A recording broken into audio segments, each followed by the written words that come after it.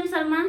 हम मंजू शर्मा अपना YouTube channel पर सबके स्वागत करे छी। नमस्ते, प्रणाम सब दीदी भाईजी के प्रणाम, सब यूट्यूब फैमिली के प्रणाम, जते भैया दीदी सुनबे काकी दाई माई सबके प्रणाम।